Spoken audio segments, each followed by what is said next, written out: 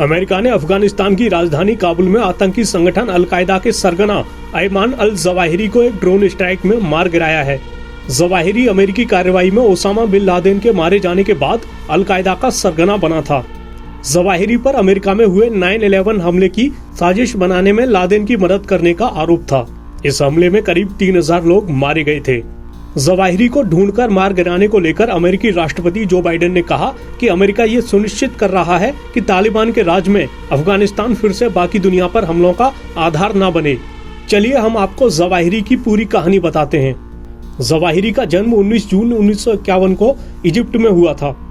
उसने कम उम्र में ही इस्लामिक लिटरेचर को पढ़ना शुरू कर दिया था। बताया जाता है कि वो छोटी उम्र में ही उस मुहिम से जुड़ गया था जिसका मकसद इजिप्ट की सेकुलर सरकार को हटाकर इस्लामिक सरकार लाना था। न्यूज एजेंसी एपी के मुताबिक जवाहिरी ने अपने करियर के शुरुआती हिस्से में एक आई सर्जन के तौर पर काम किया था। वो सेंट्रल एशिया और मिडिल ईस्ट में भी घूमा। उसने सोवियत अफगान युद्ध को भी करीब से देखा। इसी क्रम में वो ओसामा बिन लादेन और दूसरे अरब मिलिटेंट से मिला। जवाहिरी इजिप्शियन इस्लामिक जिहाद का भी नेता रहा। इस संगठन का मकसद इजिप्ट की सेकुलर सरकार का विरोध करना और हिंसक तरीके से उसे सत्ता से हटाना था। बाद में इस संगठन का अलकायदा में विलय हो गया।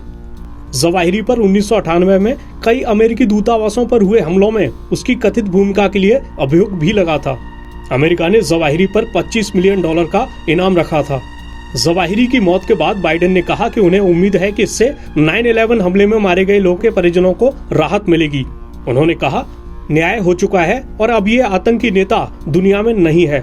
इसके अलावा बाइडेन ने कहा, कितना भी लंबा वक्त लग जाए, तुम कहीं भी छुप जाओ, लेकिन अगर तुम हमारे लोगों के लिए खतरा हो तो अमेरिका तुम्हें ढूंढ ही निकालेगा।